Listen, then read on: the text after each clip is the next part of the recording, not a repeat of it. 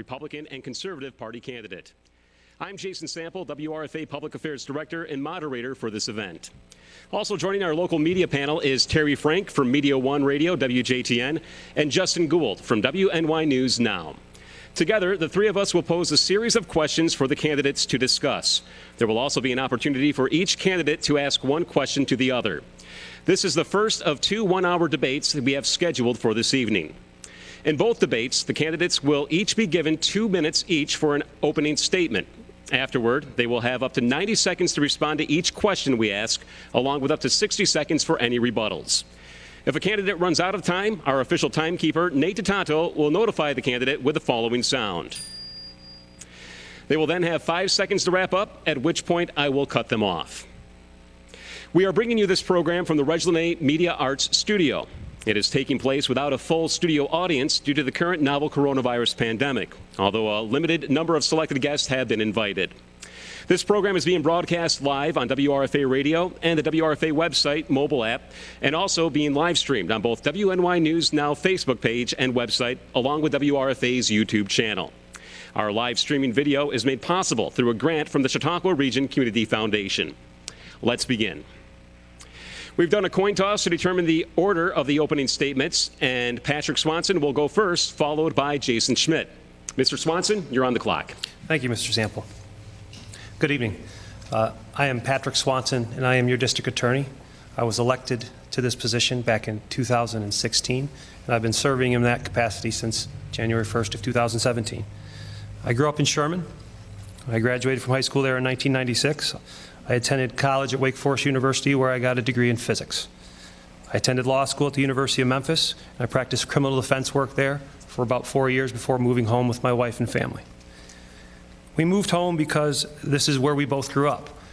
We both grew up here. Our families live here. We take value in the communities that raised us, and we feel like we had something to give back to those communities that raised us in a way that we were very happy with what we came up with. Now, I've been a prosecutor full-time for the last 9 years. And during that time, I prosecuted criminals in Erie County and here in Chautauqua County. Upon being elected to the district attorney position here, 2 years into my term, I was selected unanimously to serve on the board of directors for the District Attorneys Association. That association is 115 years old, and it's comprised of prosecutors all over the state. I've been leading this office through some of the most monumental change that our criminal justice system has seen over the past decade, or century, I guess, for that matter. We've seen raise the age legislation. We've seen bail change. We've seen discovery. And we're on the cusp of some social change that I think is far outdue. What I can tell you is I take pride in doing this job. I work hard doing this job. I've worked very hard to put good people around me that serve this county. Most of them grew up here. But I'm asking you for 4 more years, and I hope tonight you get to learn a little bit about me and my policies and what my vision for the district attorney's office is. Thank you. Thank you, Mr. Swanson. Mr. Schmidt, you're on the clock. Thank you. For those that don't know me, my name is Jason Schmidt. I'm a former felony prosecutor here in Chautauqua County and a criminal defense attorney, and I'm running for a district attorney. Let me start out by telling everyone I'm not comfortable being a politician. This isn't something I wanted to do. It's not something I feel comfortable doing, standing here talking to yourselves. But let me tell you why I'm running. I'm running because I'm a lot like you. All right, I've been watching the news, over the last 4 years, and what I've seen are cases dismissed, not guilty verdicts, mistrials, and we've had a reprieve for the last year, and then as soon as we had reopening, what happened? Just 2 weeks ago, our county court judge dismissed one of Mr. Swanson's indictment on a murder 2 charge. So who am I and what do I bring to the table? I've worked both sides of the criminal justice system for the last 15 years. I'm a trial attorney. I have a record of success. I achieve wins in the courtroom for my clients. That's how I have achieved success. I'm running for district attorney because I believe there's a culture of losing here in Chautauqua County, and I think that Mr. Swanson is a good man. I think he's a good guy, but I don't think he's capable of doing the job here. And it's not just my opinion. The statistics bear that out. And let me tell you a little bit about statistics. Mr. Swanson and I can preview that tonight. We're going to argue over statistics But what's important for everyone to recognize is behind each of these statistics, there are victims. There are real people that have been hurt by bad people, and they don't get justice when Mr. Swanson loses a case. And that's why I'm running for district attorney. I'm running to put victims first, and I'm asking for your vote. Thank you, Mr. Schmidt. We'll begin with our questions. And again, I'll remind everyone that you have a minute and a half to respond to the question and also up to a minute for a rebuttal. The first question is the only question that was provided to the candidates ahead of time. And that question is, the Chautauqua County DA's office has the highest caseload per attorney and also the highest felony per attorney than any other county in New York State. What is your strategy for dealing with the high caseload while also working to ensure they are all prosecuted to the fullest extent of the law? And Mr. Schmidt, you will go first. So let me start off by saying that I reject the question or the premise underlying the question, with all due respect to you, Jason, because let me tell you something. I was a quote-unquote part-time felony prosecutor in the district attorney's office, and during my time I was the North County prosecutor, and I had a felony caseload of about 300 or so cases, and I also carried a misdemeanor caseload. And I will tell you that we had part-time office with about 10 attorneys, and yet we got the job done. We went forward with approximately 70% of our felony cases. When I say we went forward, we indicted those cases, we filed superior court informations, we did what we needed to do to pursue felony convictions, and we didn't cry about the lack of staffing, we didn't cry about the lack of funding. So what I'm saying to you is that we have sufficient staff. What's happening here is it's a culture of excuses. It's a culture of trying to find an answer for what is glaring us right in the eye, that we unfortunately have poor leadership in the office and we're unable to get convictions on our cases. I've achieved convictions, I've achieved wins against this very district attorney, and I'm asking for your vote so that I can bring that culture of winning back into the courtroom. Thank you. Mr. Swanson? Well, so what I think what he's just told the voters is that he has no strategy to deal with the high caseload. The facts are what they are, folks. In New York State, the average caseload per prosecutor in this state is 156 cases per attorney. That's of the 62 counties in this state. We have a very real problem here. The average, our caseload just last year was 287 cases per attorney. That's outrageous by all metrics. And if you want to call it whining about that, I don't know that I'd characterize it that way. I think it makes common sense that you go to your legislature and you fight for what your office needs. And the strategy that I have has been very simple. Reallocate the resources where we can best use them. When I took over in the office, we had only 3 prosecutors assigned to Jamestown. Jamestown handles about 60% to 65% of our criminal cases.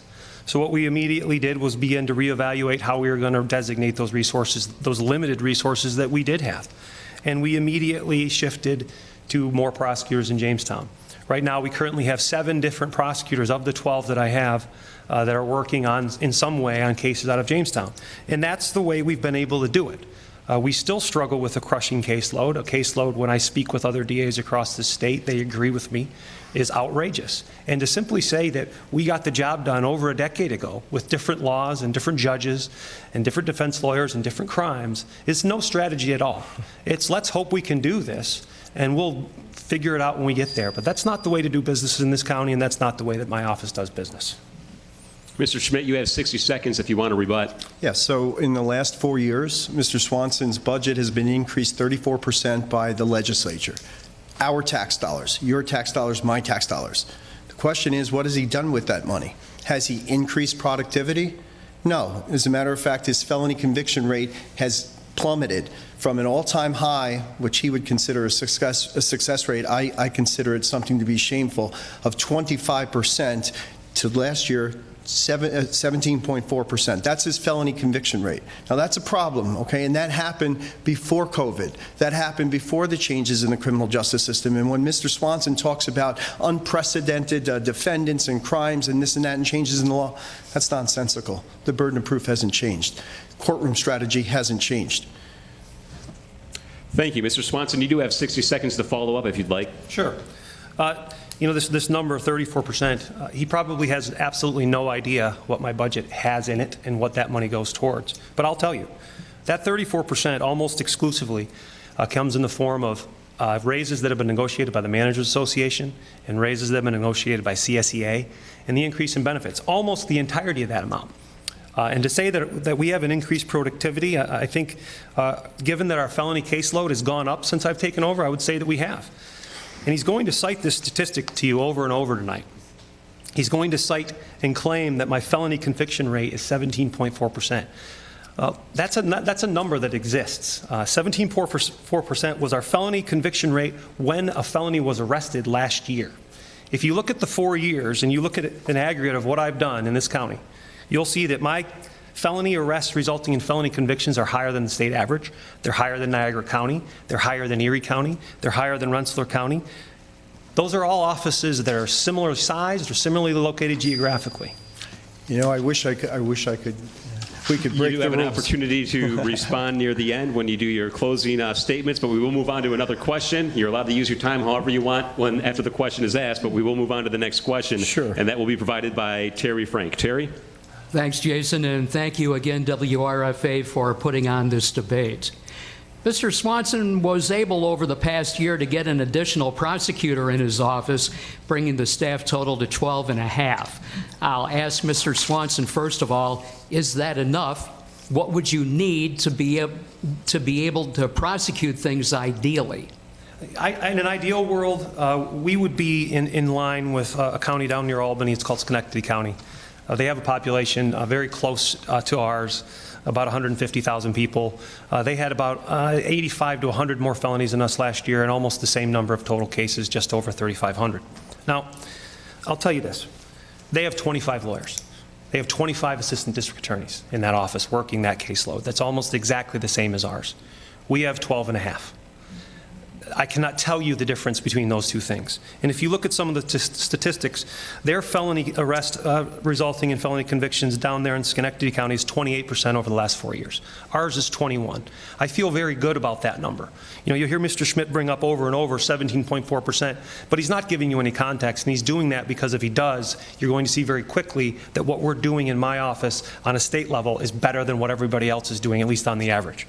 So when I talk about our caseload being too high, it's a real thing. And when I tell you that the average caseload for a prosecutor's office in the state is 156, that's about half of what ours is. And to really dig down and spend the time that you need to on the cases that are quality of life crimes, that are burglaries, that are petty larcenies, grand larcenies, you've got to have the right size staff.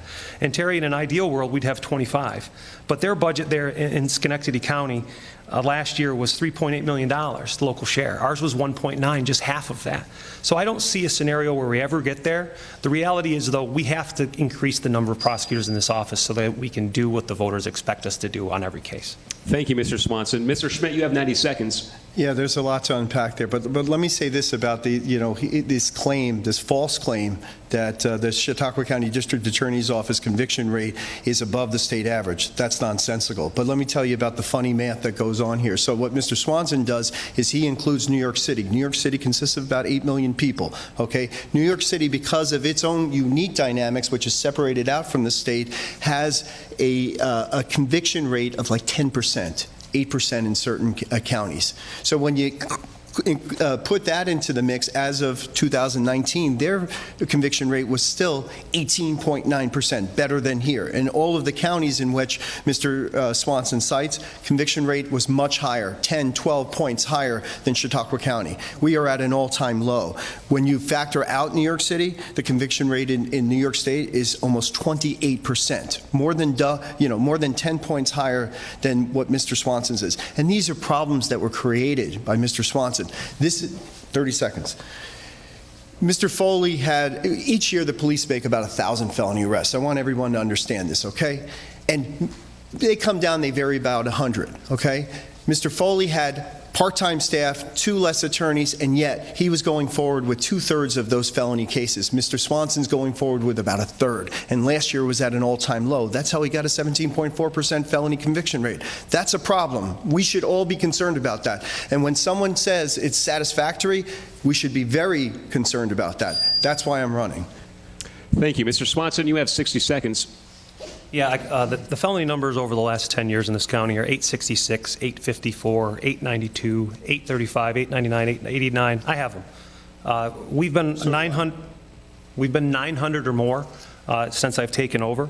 And this notion that the outside of New York City, their felony conviction rates are 28%, that's probably accurate. And the reality is those offices are all the smaller offices in this state that have caseloads far under just the state average of 156. So they have prosecutors that are spending ample amount of time on these cases, and that matters. And that's why every year I go to our legislator and talk to them about the need of getting more prosecutors here. It matters. Okay, not going forward on felony cases, that's just some phrase that he's grabbed onto that he thinks people resonate to. It has no accuracy. We prosecute every single case that comes into this county. You can look at the statistics. We've declined to prosecute a handful of cases over the last 5 years. We resolve those matters. We work hard to find justice on every single one. And I just don't know what he's trying to sell you, but it isn't found here in the numbers. Mr. Schmidt, you have 60 seconds. Yeah, at least we're getting a little closer, Patrick, because I'll tell you, when you interviewed with the News Now staff back in, what was it, July, you represented to the world here that you had a 99% conviction rate. And that goes hand in hand with his argument that he is going forward with the cases. Let me tell you how it works. If you're charged with a felony and then you're offered some type of a reduction down to a non-criminal disposition, that's a success. That goes into his numbers. That's a failure on my side here. That's the problem here. Use 2014 as just an example. Mr. Foley had 954 felony arrests to deal with, okay? That's just about 100 off of what Mr. Swanson had last year. 62% of those he went forward on. Mr. Swanson went forward on only 23% of those. That's 2019. That's shocking. It's just shameful. Thank you, Mr. Schmidt. We'll move on to our next question, and that will be posed by Justin Gould. Justin? Jason, thank you to WRFA as well. Gentlemen, how would you keep politics and favoritism out of prosecutions and out of the courtroom? Mr. Schmidt? Well, listen, I started this off by saying I'm not a politician. I mean, I'm not comfortable with it. I don't owe anybody anything. What I stand for is achieving justice for victims. So for me, what it matters is, what are the facts? Who did what to whom? What can we do to achieve justice for those victims? That's what this is all about. So politics, favoritism, owing people favors. I'm not a name dropper. I don't play that game. I just simply do my job, and I bury my head in a case file. I do what needs to be done in order to achieve wins in the courtroom. And that's what needs to be done here in Chautauqua County. Thank you, Mr. Schmidt. Mr. Swanson, you have 90 seconds. Yeah, I don't think there's a prosecutor that I know in the state, and at this point I know pretty much all of them. I don't think there's one that would tell you that they play politics, they play favoritism. There's just no place for that in what we do. The integrity of our criminal justice system relies on a district attorney and a district attorney's office that is viewed as being fair, impartial, not motivated by politics or favoritism, and that's what we do. I don't think you'd find anybody in this county that would insinuate that we've done that, and quite frankly, it's because the people that work for me and the way that I conduct myself in running my office is in a manner that promotes this level of fairness. We don't hire people based on political party. We don't do any of those things that you'll see in a number of other political positions, or at least positions that you have to have politics behind you to run. And that's just part of being a prosecutor. The guidebook for the District Attorneys Association is it's titled something very simple. It's titled "Do the Right Thing." And if you read that book and you're a member of that storied institution, you're going to learn very quickly just how much DAs across the state care about what they do, care about being fair, and really care about the justice process. Thank you, Mr. Swanson. Mr. Schmidt, you have 60 seconds if you'd like to use them. Well, hey, I'm a lawyer. We fill the vacuum. We know what to do here. So let me say this. Let me just pick apart one of the things that Mr. Swanson said. One of the concerns that I have is Mr. Swanson's hiring practices. That was a big deal here when Mr. Swanson went back to his mentor, Judge Sedita, and then hired 2 prosecutors out of the Erie County DA's office without properly advertising here in Chautauqua County. That's problematic, and they weren't very good picks. They were awful picks. To me, they were political picks because they weren't done based upon credentials. Those 2 individuals did not perform very well here in Chautauqua County, and that was problematic. In my mind, in a lot of attorneys' minds, that was political favoritism. Mr. Swanson, you have 60 seconds. Yeah, I don't know that any of that is grounded in what's true. I have no obligation as the DA to advertise. I don't. I don't think there's a DA that would tell you that they have to. When you have a district, to hire within the county, sir. when you're the district attorney, you can hire attorneys at will. It means you have no process that you have to follow through. You hire people that you think are best for the job. And these two attorneys that Mr. Schmidt claimed did a poor job, I think would take issue to that. One of them was a prosecutor for 7 different district attorneys up in Erie County. He practiced over 40 years. The other one was the acting district attorney when I was the acting district attorney back in 2016, and he was a prosecutor for 25 years. Both of them have very good reputations where they go. This notion that he makes a blanket claim today that they did not do a good job, I don't know where that comes from. I don't agree with it. But when you're the district attorney, you have to hire people that you trust. You have to hire people that you know will get the job done right, and that's what I'm going to always do. Thank you, Mr. Swanson. We'll move on to our next question, and that will be asked by Terry Frank. Terry? Thank you, Jason. Having close relationships with local police agencies and other authorities is critical, obviously, for any kind of prosecutorial success. Mr. Swanson, how has that relationship been working for you and your office? Thank you, Terry. When I took over, we knew that we needed to begin to mend some of those relationships, and very quickly got involved with Jamestown Police and with my work with Harry Snellings, who's retired at this point. We talked at length about really what they needed here, because the majority of their cases come out of here. The majority of our county's cases come out of Jamestown. So we spoke, and we both agreed we needed more resources allocated here, which we've done. The other thing that I've been real big on is getting out to the Sheriff's Academy. I'm a certified instructor there at this point. I instruct on about 4 or 5 different topic areas, including evidence, testimony, courtroom demeanor, those kinds of things. I instruct at the Forensic Investigation Training School. Fortunately, with my science background in undergrad, I'm able to deal with some of the things that they deal with forensically. So I instruct regular at the forensic school. And I also do in-service every year, at least twice, with the Sheriff's Department. And really, the relationship I've been able to develop is one that's 2 ways. They respect us, and we respect them. Although we do very different things, the mutual respect exists, and I think they've appreciated the things that we've done to reach out to get them through this mountain of change that we've seen. That was one of the hurdles we've had over the last 3 years, is really just dealing with the amount of change the criminal justice system and what Albany was throwing at us. And our efforts to prepare ourselves for January 1st, where discovery and bail changed, were extensive, but that came through that close working relationship. Thank you, Mr. Swanson. Mr. Schmidt, 90 seconds. So when we talk about law enforcement, we're really talking about 2 sides of the equation: the police who make arrests and the prosecutors who have to prosecute those arrests and hopefully achieve convictions. Ideally, that's what's supposed to happen. 4 years ago, Mr. Swanson ran without a trial record, and the police put their faith in him. Mr. Swanson was endorsed by the Police Chiefs Association here in Chautauqua County. Mr. Swanson was endorsed by the Jamestown Kennel Club, the Jamestown PBA. He was endorsed by the State Investigators Association. He was endorsed by the Sheriff's Department here in Chautauqua County. None of those bodies have endorsed Mr. Swanson this time, and that speaks volumes. I'm the only candidate who has been endorsed by local law enforcement. I've been endorsed by the Dunkirk PBA, the police with whom I worked as a prosecutor, the police against whom I've worked as a criminal defense attorney, a police agency that has never endorsed a district attorney candidate before, that has stepped up to endorse my candidacy against a sitting incumbent. That should speak volumes. And what I would say to people is, go ask your cops, go ask your local police, ask any insider, who should I vote for?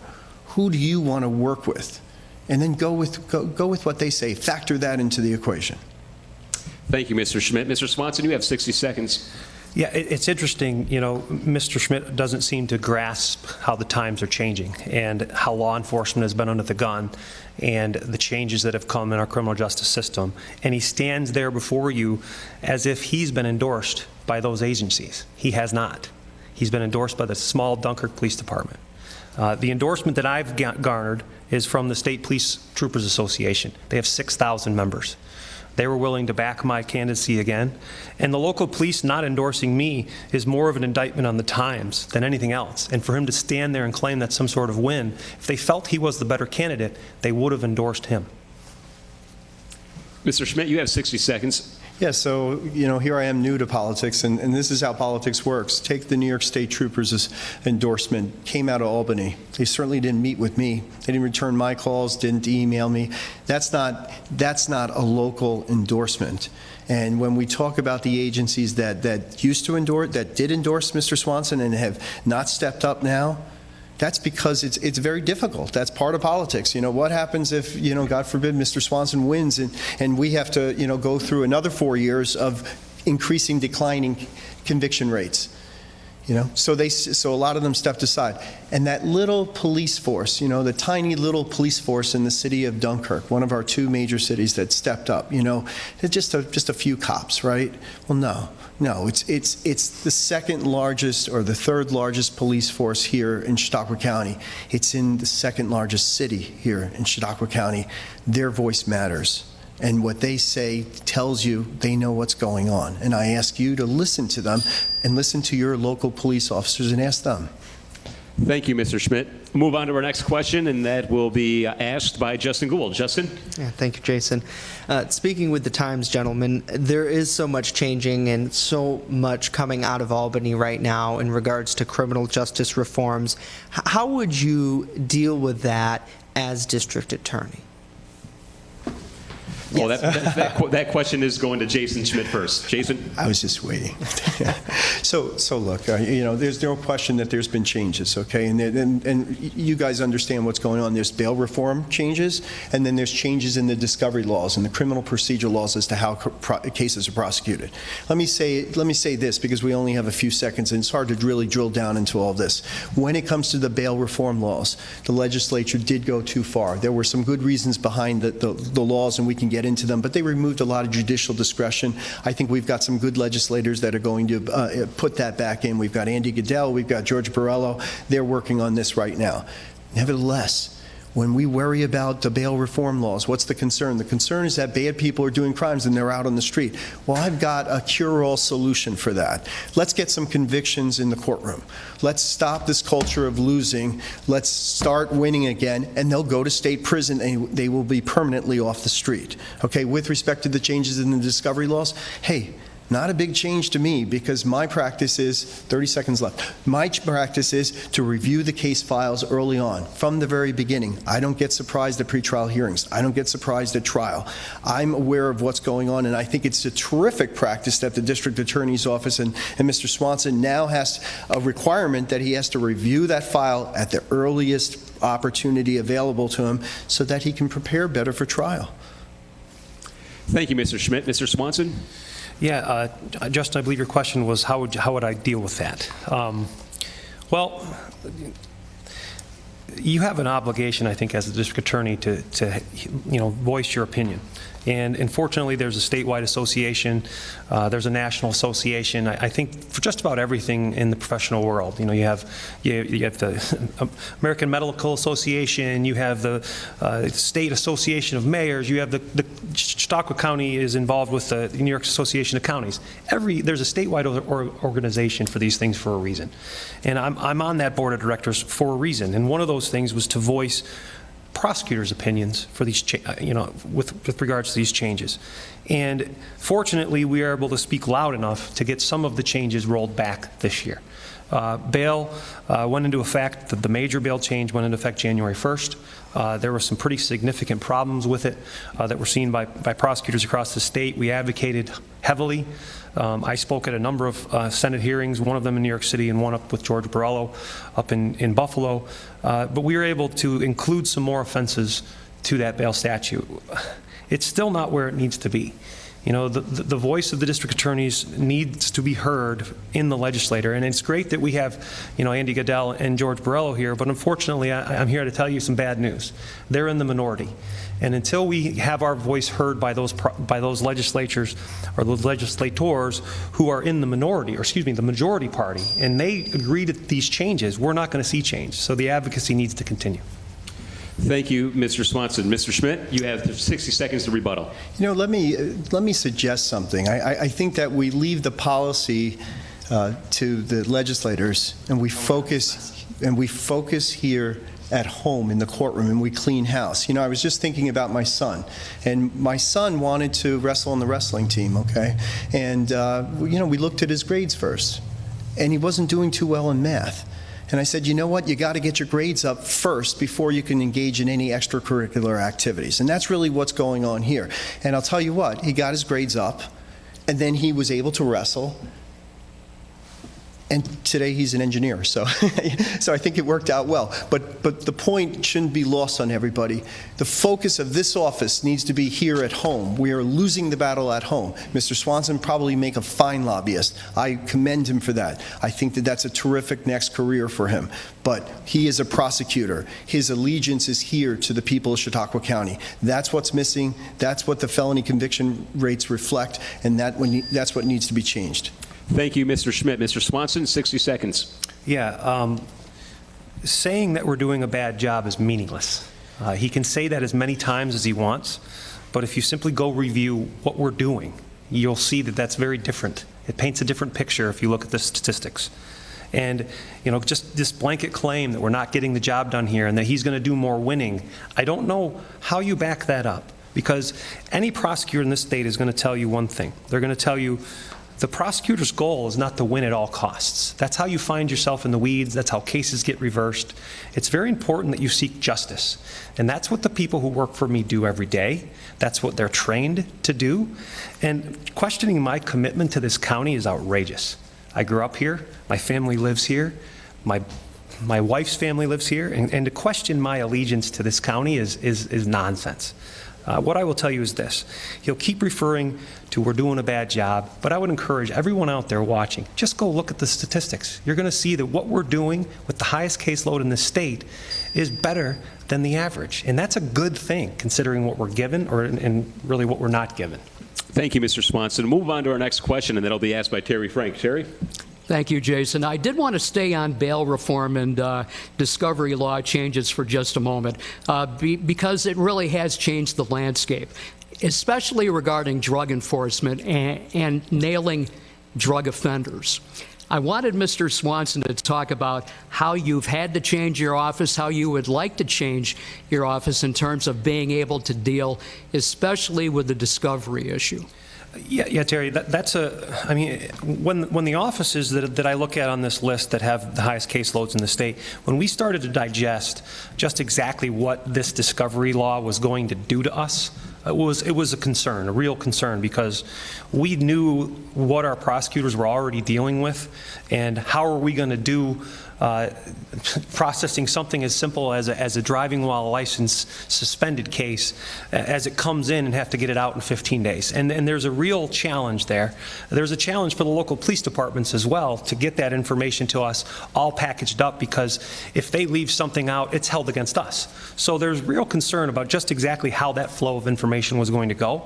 I was able to sit down with the chiefs of police and the sheriff's department and the Captain Ballin of the state police and devise a system that we think is working really well. That being said, it's affecting drug enforcement in a number of ways, and it's twofold. They almost work together. First of all, bail doesn't cover felony drug offenses. So if someone's arrested after a 6-month investigation into narcotic sales, they're arraigned and released. And then you couple that with having to get to them the entirety of the discovery within 15 days. It's changed now. It's 20 and 45, depending on whether they're in custody now. But there was a concern with that. We're going to be putting the information in the hands of the drug dealer of how they got arrested. And I will tell you this before my time's up on this answer. We've seen an increase in shootings in New York State by 82% this year. I think there's no coincidence between those two things, and I will explain to you why there's not if I get a chance. Mr. Schmidt, you have 90 seconds. Well, look, let's start with the premise that the changes in the law, which just took effect, that have no impact on all the statistics that we're fighting over tonight, okay? Those changes did not occur then. So let's start with the premise that they just make the job harder. That's scary. That means that more than likely we're going to see even more challenges by this district attorney's office, more difficulties prosecuting cases, more potential mistrials, more failures to turn over Brady evidence. These are the types of mistakes that cannot be tolerated. Okay? There are changes in the law. The reality is that the law is always going to change. You need to have a prosecutor that's prepared for it, that can deal with it. And let me tell you what's before us so that we don't lose sight of it. There was a shutdown, and we've got a backlog of cases that are going to go to trial. They're starting up very soon, and it'll be trial after trial after trial. And the question for the public, the question for the residents of Chautauqua County is, who do you trust to handle those trials? Who do you trust to get convictions here? Thank you, Mr. Schmidt. Mr. Swanson, you have 60 additional seconds.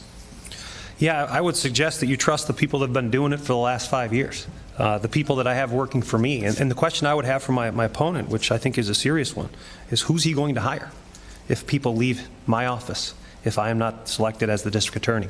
That's a real question. And he talked that there were, about my hiring practices earlier. He might find himself in a little bit of a conundrum or a difficulty there. But the reality is this: we're seeing some difficulties with drug offenses because we can't hold these drug dealers pre-trial.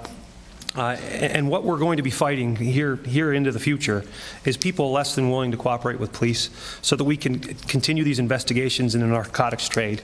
And with people struggling with addiction right now, it's a very real concern that we have. Now, the discovery statute isn't all that bad. The problem is the significant difficulties in particular that it creates with long-term investigations into the drug field. It's a very good question, Terry, because it's one that is very relevant to what's going on right now in criminal justice. Thank you. Mr. Schmidt, you do have 60 seconds. Oh, listen, I have to take advantage of it. So look, here's the reality. It's what I said before. I said, with respect to the bail reform laws, let's get some convictions. Mr. Swanson talks about the shootings and so forth. I'm reminded of Mr. Swanson's, much touted gun and done policy. You're arrested with a gun, you're done. There's no plea bargaining that out. How long did that last? Ask yourself. Ask the police that, because I'll tell you what the police have nicknamed it. It's gun and none. Okay, and that's a problem. Okay, look at the conviction rates. Get some convictions here, and we won't have those problems. The discovery changes. There are opportunities then to deal with some of the concerns of confidential information that gets revealed during the discovery. It just takes weeding through the file. It takes doing your homework. It takes putting in the time, which takes a lot of hours to do that. Better to do it on the front end than to do it on the back end and get surprised by a good defense attorney at pretrial hearings or trial. Thank you, Mr. Schmidt. We'll move on to question number 7. Terry Frank. Oh, I'm sorry, Justin. That's okay. Thank you. No worries. Thank you. Let's move on to the COVID-19 pandemic, which has impacted so many people.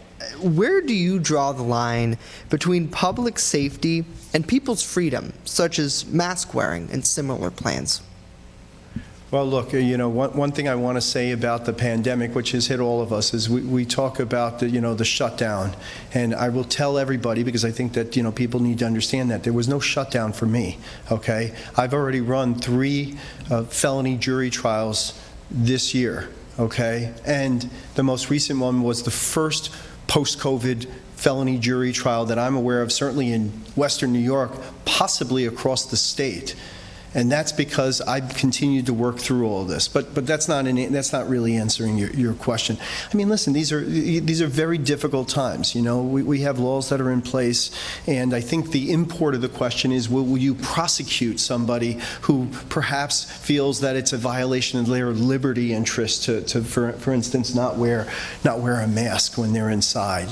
We have to protect the people. We have to get through this pandemic. We need to come out on the other side. We need this as a community. Our psychology has been challenged. We have lost confidence in so many aspects of our system, including the criminal justice system here. And that's why I'm running. That's why I want to restore confidence to the victims, to the police, to the community. Thank you, Mr. Schmidt. Mr. Swanson, 90 seconds. Yeah, that's the question of the day, isn't it, Justin? How do you balance public safety and people's personal freedoms? It's a difficult question. You on the one hand have a virus out there that many people are very afraid of, and then some people aren't.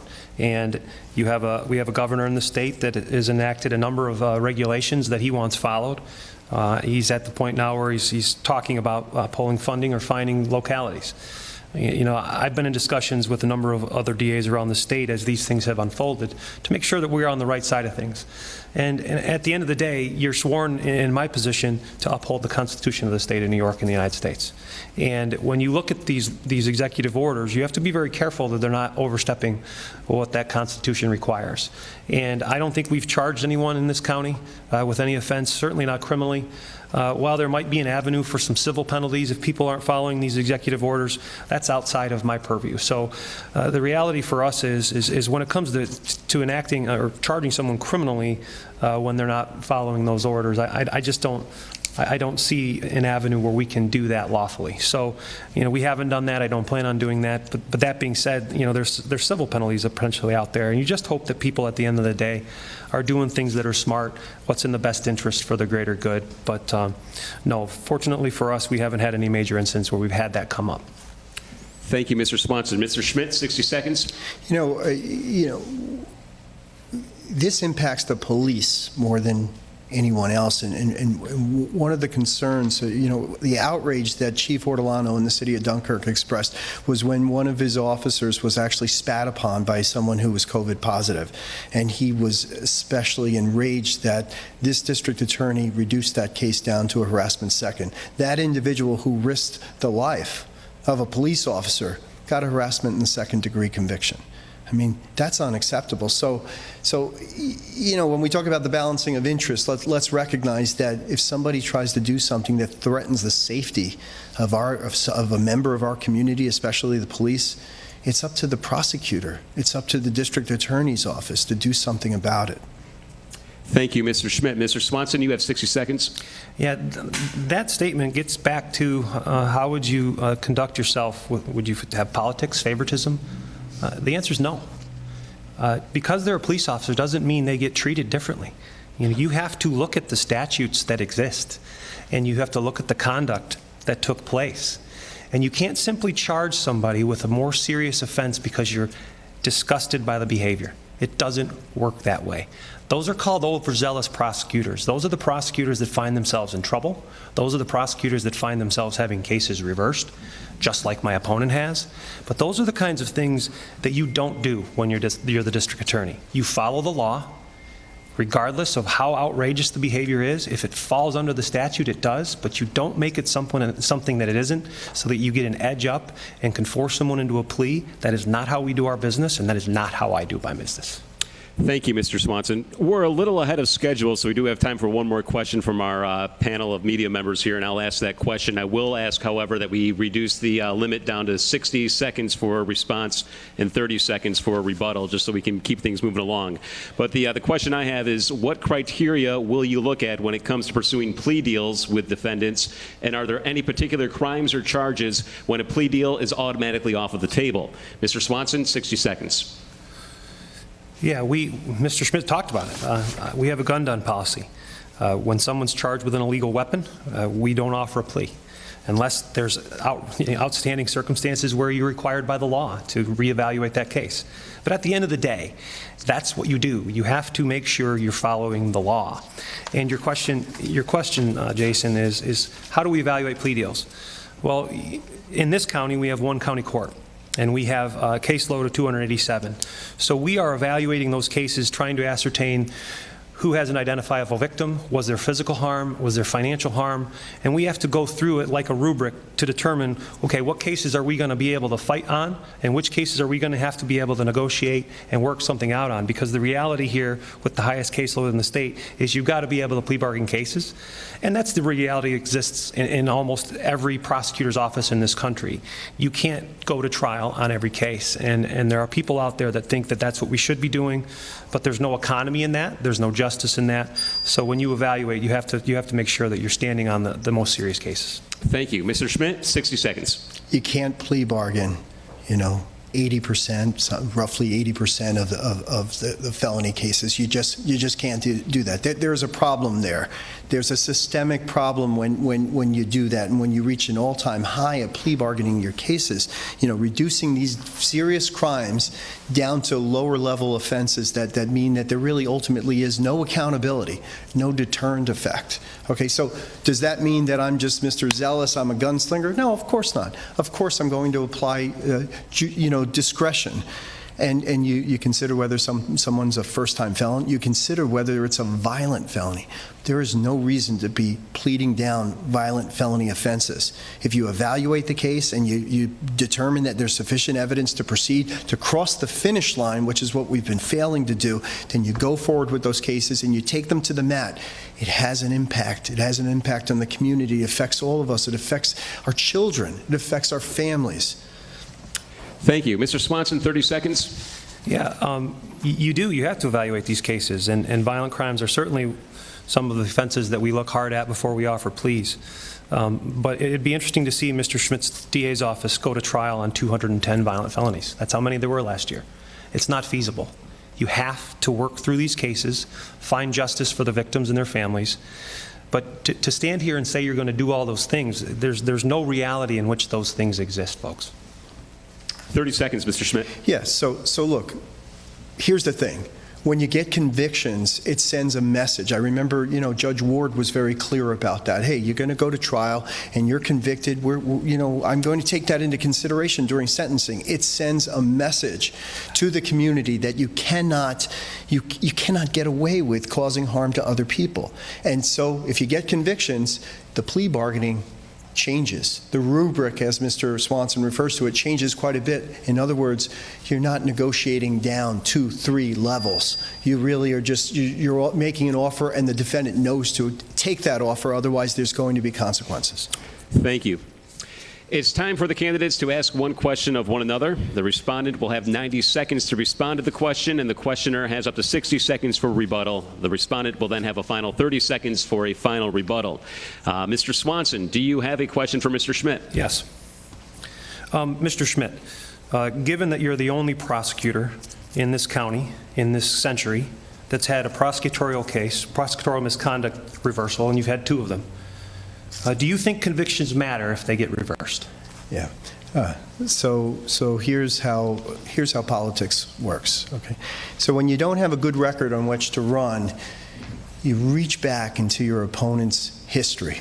Go back about 15 years or so to when your opponent was a young, inexperienced prosecutor and made a mistake by using the words legal mumbo jumbo inappropriately. And that's what I did. And here's the thing. I'm just like anybody else here. I make mistakes, I made a mistake. And you're right, I got a conviction, and the conviction was reversed, but here's the other thing. I learned from my mistakes. I acknowledge that happened. And I move forward, and I don't make the same mistakes twice. And I can go through the other one as well. But the point of the matter is you don't go back 15 years. And I'll tell you what else really matters here is that when somebody doesn't acknowledge their mistakes, Mr. Swanson, when someone constantly makes excuses for losses and mistrials and dismissals, and you've recently lost on appeal yourself, and you didn't win in the lower court, you insisted that County Court Judge Foley was wrong, and that was upheld. But when you do that, then you're doomed to repeat your mistakes over and over again. And we cannot afford that for another 4 years. Mr. Swanson, you have 60 seconds. Yeah, I think your history matters, Mr. Schmidt, because you're running on it. You're running on your experience. And your experience shows that you've made the same mistake twice. In fact, the appellate division had to tell you that. And just as recently as 2019, the federal court, in a decision where you clearly had a conflict of interest, you didn't step off the case. This was just last year. So the same mistakes keep getting made over and over again. Overzealous prosecution, overzealous civil representation. These are the kinds of things that prosecutors try to find a way to avoid. Mr. Schmidt runs into them head first, and he's done it twice here. There is no prosecutor that's worked in this county in the last 20 years, and I don't know about earlier than that, but not one has had a case reversed for prosecutorial misconduct. He's the only one, and it's been twice. Mr. Schmidt, you have 30 seconds. Yeah, it's funny. This is the big zinger that you get. I don't think it's funny. Yeah. This is the big zinger that you get when you can't run on your own record. So I don't know. We don't have enough time to respond to everything here. But here's the thing again. You want to go back 15 years ago? Fine. Good for you. That's good. Made a mistake, learned from it, and moved on, and have achieved wins against yourself. Okay. And as far as this federal court matter that you brought up on rebuttal, that's a civil matter. There was nothing unethical about it. Okay. These are complex matters that involve complicated fact patterns, and there was nothing wrong with what happened there. And to insinuate that in the format that you're doing, it just suggests that it's a desperate move.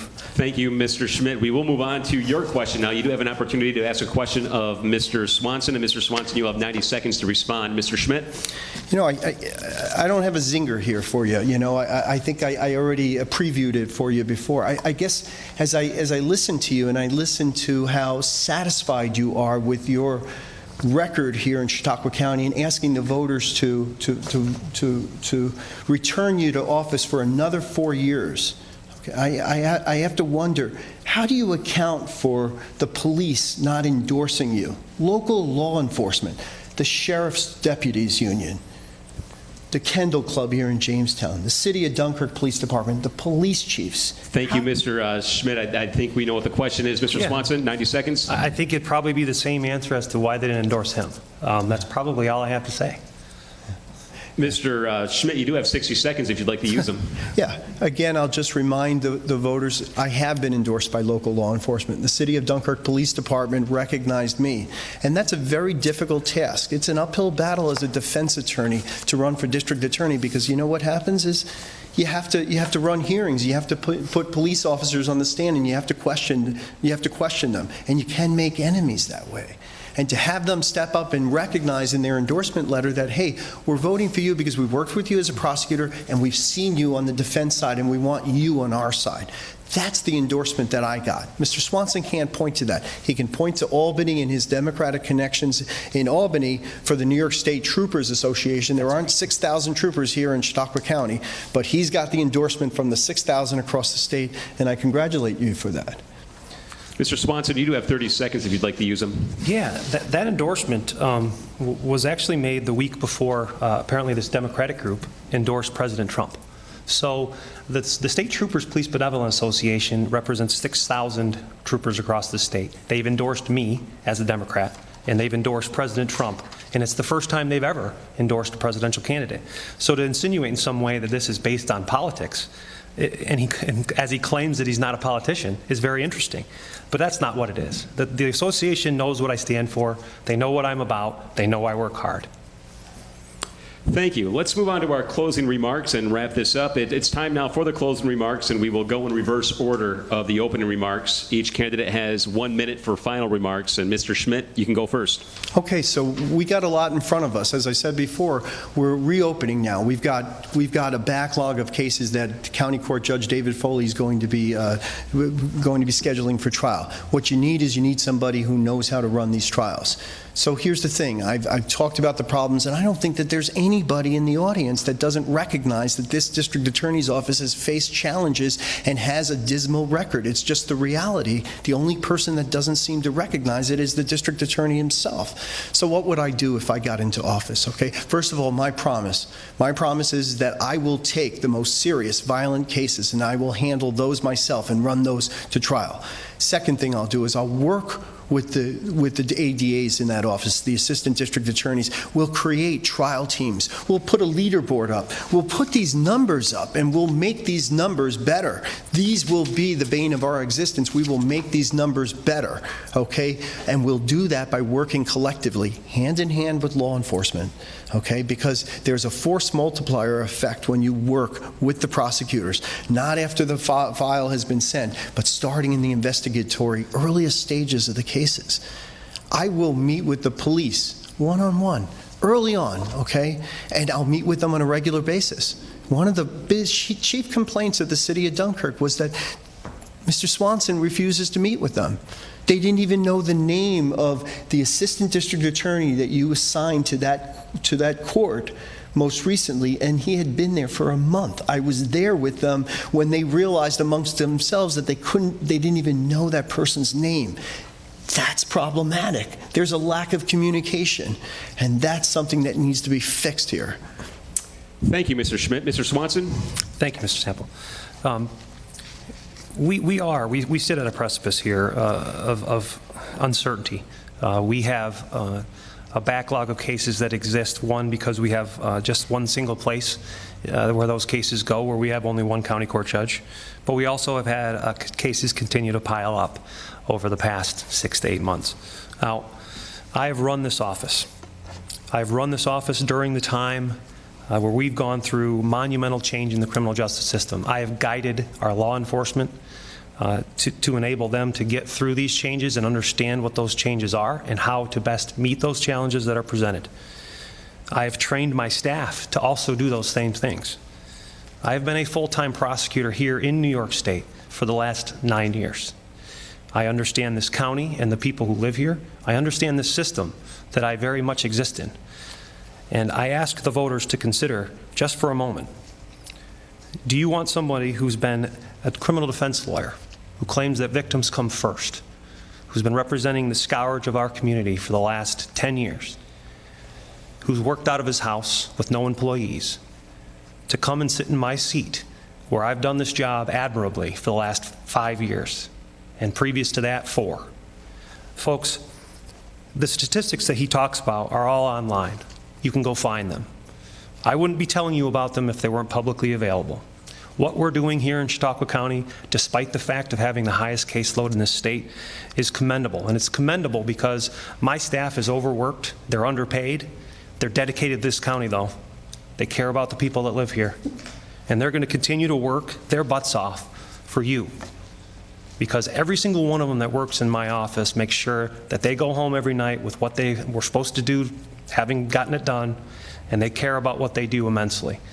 And I tell you, if you give me the opportunity to do this for 4 more years, you're going to get that same thing, that dedication, and that hard work. Thank you. Thank you, Mr. Swanson.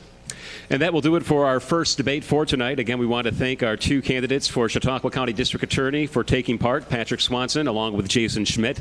We do have a second debate scheduled for tonight, featuring the candidates for the special election of Chautauqua County Executive, P.J. Wendell and Richard Morrisroe.